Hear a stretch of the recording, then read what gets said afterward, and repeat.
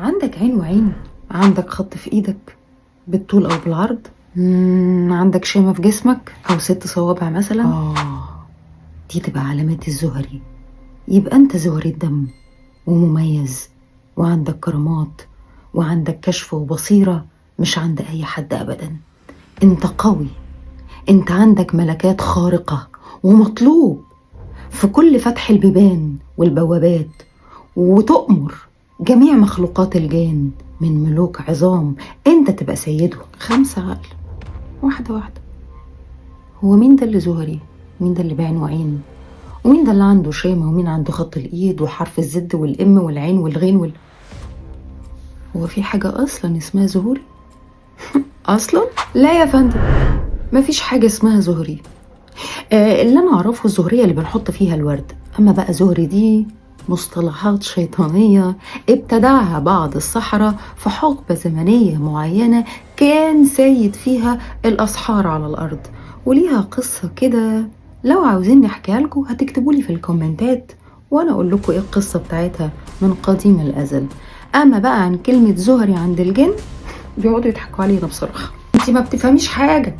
تزوري الدم ده حد قد ايه قوي وبيتحمل وتعبان في الحياة وبيشوف المرار وبيحصل له من كوارث. يعني واحد عنده كرامات وقوة ويقدر يتحكم ومطلوب وبيعاني، طب مش قادر يساعد نفسه؟ 5 عقل يا اصحاب العقل. مفيش حاجة اسمها زهري. كذب، ضحك على الدقون، كدبة كبيرة قوي ابتدعها بعض الدجالين والنصابين اللي بيشتغلوكوا وبيضحكوا عليكم. والله ما في حاجة اسمها الزهوري، ولو في هطلع اقول لكم.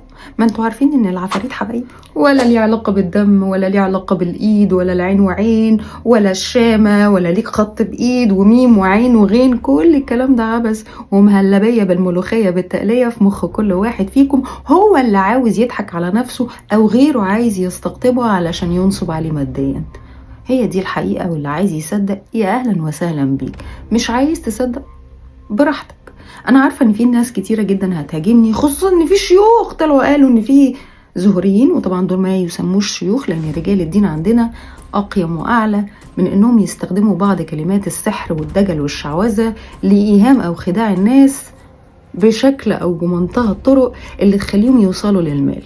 خدوا بالكم. لو عاوزين بقى تعرفوا القصة جت منين وأصلها كان امتى هتكتبولي في الكومنتات، وهتصعدوا الفيديو ده وتعملوا له لايك وكومنت وشير علشان بعض السامعين لكل بعض الكذابين اللي عمالين يروجوا لأشياء غير صحيحة بالمرة يعرفوا.